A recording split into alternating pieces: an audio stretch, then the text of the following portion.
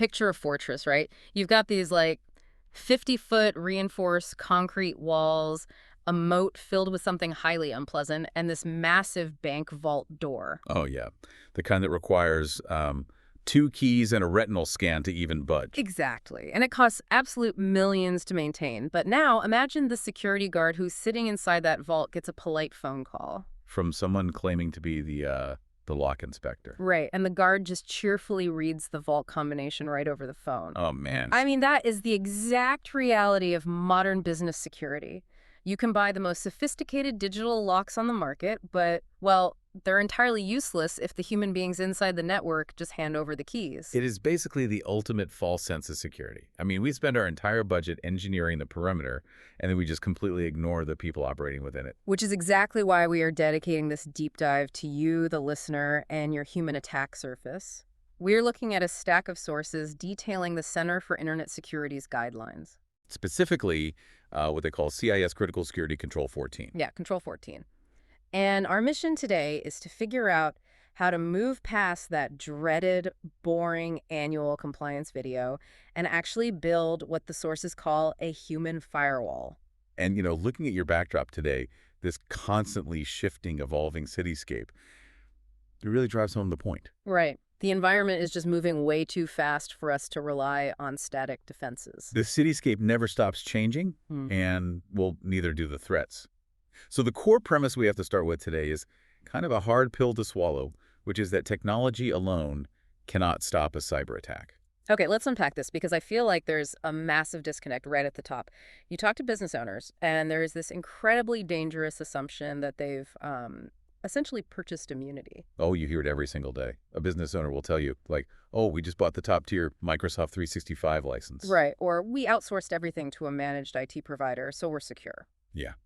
They treat a software subscription like it's a silver bullet.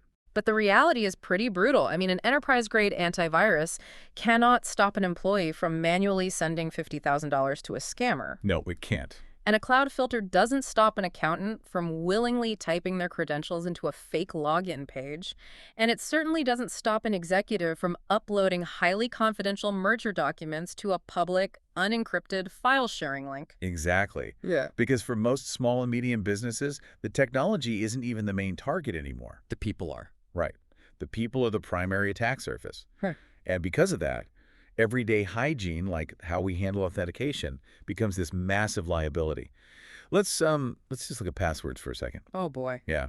For a long time, the industry told people to stop using things like capital P, password 123. You're right. The advice was to use a passphrase like, I don't know, bluecoffee.river 1985. It's longer. It mathematically takes a computer centuries to brute force, but a human can still memorize it. But even that isn't sufficient anymore. Because if you use bluecoffee.river 1985 for your email and your HR portal and your banking app. Oh, and just one gets breached. Exactly. Just one of those platforms gets breached. The hackers have your master key. So the better practice, the current standard, is removing the memory burden from the human entirely. Using a password manager. Yeah. Use a password manager to generate an absurd, unique string of characters for every single login, and you let the software remember it. Plus, quick wins like enabling multi-factor authentication for everyone. For everyone, definitely. But I do want to push back on this underlying premise a bit. Okay, sure. We're putting a lot of the burden on the end user here. If a marketing coordinator gets a malicious email and they click a ransomware link and the whole network encrypts, isn't that ultimately an IT failure? How do you mean? Well, shouldn't IT have configured the email gateway to just quarantine that payload before it ever hit the inbox? That is a very common perspective. But if we connect this to the bigger picture of the CIS framework, what they call Implementation Group 1, or IG1, we see something different. IG1 being the baseline stuff. Right, the baseline security measures every business must take. And IG1 recognizes a fundamental truth, which is that perfect technological filtering is a mathematical impossibility. It's just impossible. Yeah. IT cannot catch 100% of malicious traffic. Attackers are constantly modifying their code to bypass filters. But even beyond malicious hackers, we have to account for the fact that most data breaches are, well, they're entirely accidental. Accidental breaches? Like what, someone just tripping over a server wire? No, more like a sales director selecting the wrong John in an Outlook drop-down menu. Oh, no. Yeah, and accidentally sending a spreadsheet of unredacted client financial records to an outside vendor, or, an employee leaving a laptop logged in at a busy airport terminal, or Wow. someone dropping sensitive HR performance reviews into a shared company folder that literally everyone has access to. No spam filter or firewall stops those events. Because the system is doing exactly what the user commanded it to do. It's working as intended. Exactly. Which means training people to verify before trusting, training them to pause and critically evaluate where data belongs and who has the right to see it. That has to be the ultimate last line of defense. Technology has blind spots, and humans are the only ones capable of filling them. Which brings us to the elephant in the room. Training. Yeah. If the technology fails, we rely on the people, but the way the corporate world has traditionally trained people is fundamentally broken. Here's where it gets really interesting. Relying on an annual compliance video to protect your network is like, it's like reading a pamphlet on how to swim once a year. And then being thrown into a hurricane. Yes, Yeah. exactly. Into a Category 5 hurricane in September. It is entirely ineffective. Traditional awareness programs fail for a very predictable set of reasons. Organizations rely on a single hour-long video once a year. The annual snooze fest. Right. And the content is totally generic. It doesn't apply to the user's actual daily workflow. They don't test the knowledge. They exempt the CEO and the board members because, they're too busy. Oh, of course. And the worst offense, they never update the curriculum. Well, the actual threats evolve by the minute. And those threats are evolving at a terrifying pace. I mean, we aren't just talking about emails from foreign princes asking for iTunes gift cards anymore. Not at all. The modern workforce has to deal with smishing, which is text message scams where you get a text saying your package delivery failed and you need to click a link. And then there's quishing. Oh, QR code phishing. That one is particularly insidious. It's brilliant in the worst way. A scammer literally prints out a sheet of malicious QR code stickers and just walks down the street slapping them over the real QR codes on parking meters. Yep. You scan it to pay for your parking, it takes you to a fake payment portal on your phone, and boom, they have your credit card. Add in physical USB bait attacks. Where someone just drops an infected flash drive in the company lobby. Hoping a curious employee plugs it in. Plus, fake IT support phone calls. The sheer variety is just overwhelming. And those are just the conventional threats. The sources heavily emphasize that we have fully entered the era of AI-generated attacks. The landscape has fundamentally shifted. Because AI removes the traditional red flags, right? Like, we used to tell people to look for bad grammar or weird formatting. Right, the spelling mistakes. Yeah. But now a large language model can draft a perfectly localized, grammatically flawless phishing email that references recent news about your specific company. And it goes way deeper than text. We are seeing voice cloning attacks. An employee in finance gets a voicemail that sounds exactly, pitch, cadence, breathing, exactly like their CEO. Demanding an urgent wire transfer for some secret acquisition or something. Exactly. We're also seeing deep fake video calls used to bypass identity verification. But, it's not just inbound attacks that are the problem. There is a massive internal risk of employees misusing AI tools. You mean like taking proprietary company data and just feeding it into a public chatbot? Yes. Yes. Imagine a software developer pasting a block of your company's proprietary source code into a public AI tool to help debug it. Oh, wow. Or a salesperson uploading a list of your top clients to have the AI write personalized emails. That sensitive data is now out of your control. It could potentially be ingested as training data and spat out to a competitor. That is terrifying. So if the annual video is useless against all of this, how do you actually fight back? The framework suggests a concept called just-in-time training. Yes, because human memory is pretty fleeting, right? So training has to be delivered at the exact moment the risky behavior occurs. It intercepts the workflow. Walk me through how that actually works in practice. How do you intercept a workflow without just completely annoying the employee? Well, let's say an employee goes into their cloud drive and tries to generate a public sharing link for a document labeled confidential Q3 financials. Okay. Instead of relying on some policy they read 6 months ago, the system detects the action. A pop-up warning immediately appears on their screen saying, "You're about to make a confidential file accessible to the public internet. Are you sure you want to proceed?" So it forces a moment of friction. It snaps them out of autopilot. Precisely. Or imagine an employee receives an email from an external address that happens to share the same display name as the company president.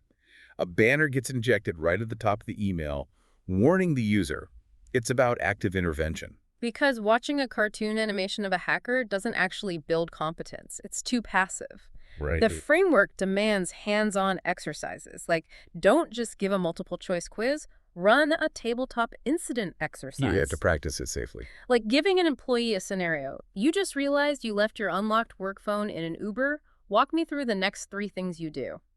Building that muscle memory is the only thing that actually works in a panic situation. Which transitions us into one of the most critical mandates of Control 14.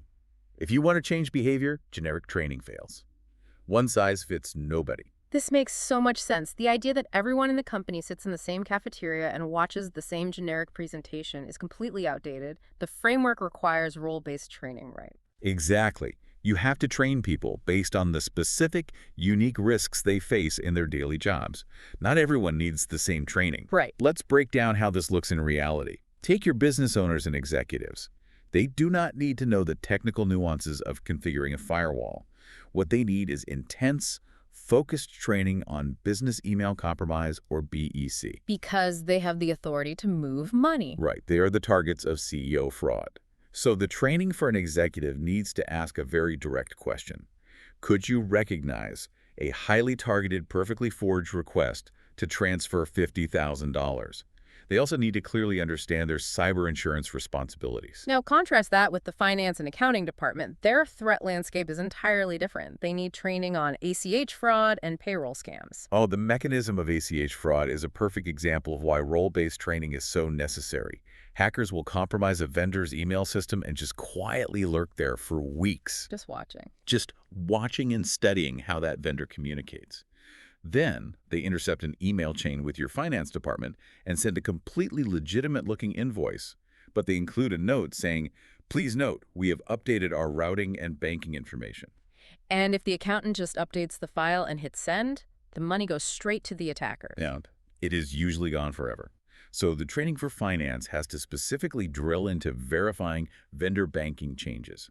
Never trust an email. Always pick up the phone and call a known number. Wow. And then you have human resources. They aren't necessarily moving money, but they hold the keys to the kingdom regarding identity. Exactly. They need training on W-2 scams, where attackers try to steal tax documents. They need protocols for protecting employee records and critically secure offboarding. Right. If someone leaves on bad terms, revoking access quickly. Okay, I do have a bone to pick regarding the technical staff, though. No. Let's hear it. The framework singles out software developers. It says developers need training on the OWASP Top 10, managing secrets, and the risks of AI-assisted coding.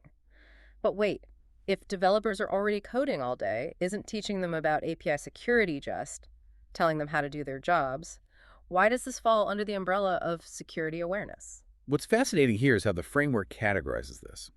There's a big difference between awareness, skills training, and professional development. Awareness teaches threat avoidance, how to spot a phishing email. But skills training teaches people how to securely perform their specific job. So it's the difference between be aware that hackers exist versus here is the mathematical mechanism to properly sanitize user input so a hacker can't inject malicious code. Precisely.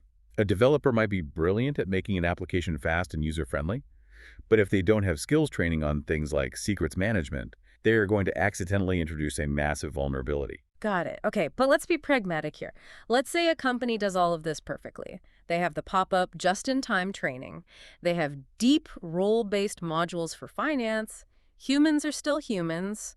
Someone eventually is going to make a mistake. It is a statistical certainty. So what does this all mean?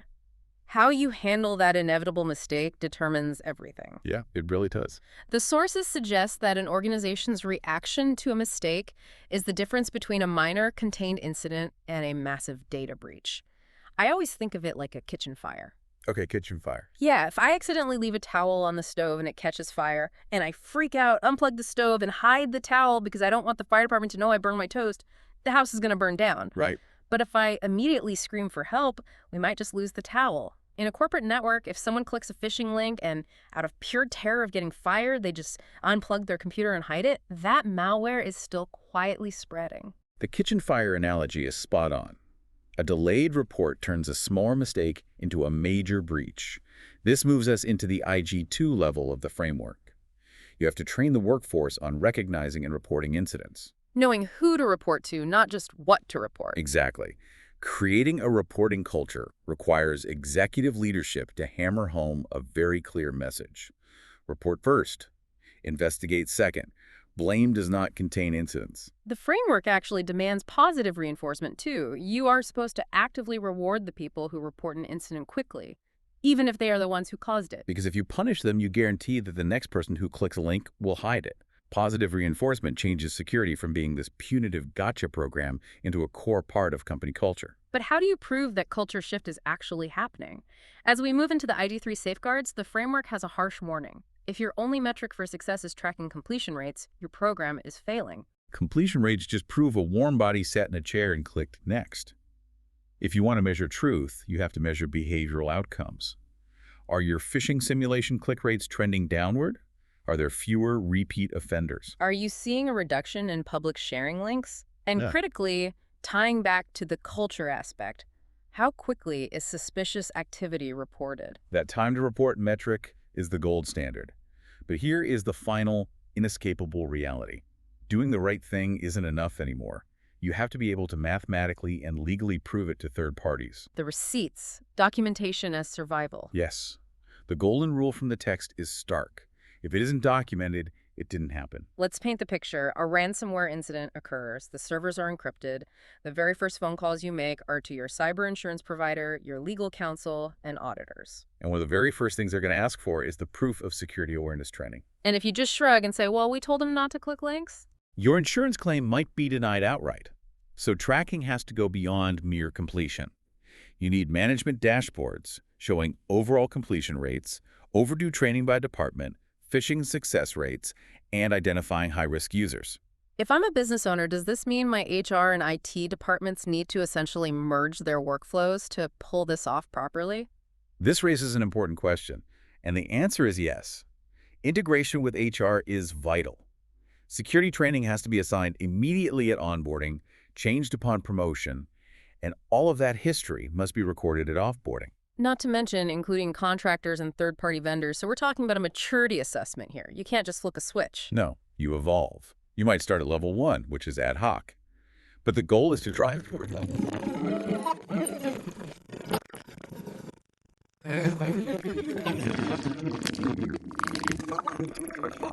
Knowing what they learned and making sure the right people have the right skills at the right time. That really brings it all home.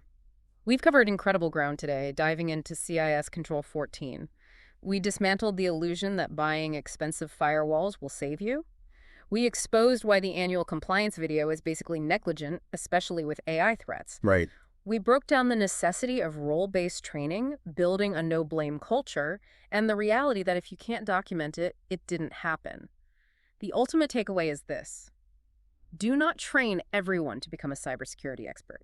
Train each person to make safer decisions in the work they already perform. That is how you build a genuine human firewall. But, there is one final thought we have to consider regarding the intersection of AI risks and training data. Oh, what's that? Well, as AI becomes more integrated into our daily workflows, could we soon see a future where AI monitors an employee's specific keystrokes and daily tasks? Wait, like reading their emails as they type? Exactly. Monitoring them to generate hyper-personalized, dynamically generated phishing simulations in real time. Wow. So the system tests me using the exact project I'm working on at that very second. Yes. But it forces a massive question. If the ultimate human firewall requires that level of internal surveillance, does it mean giving up all workplace privacy?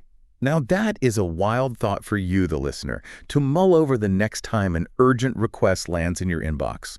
Is it a hacker, or is your own AI testing your reflexes? Thank you for joining us on this deep dive today. Keep questioning the systems around you. Always verify before you trust, and we'll catch you next time.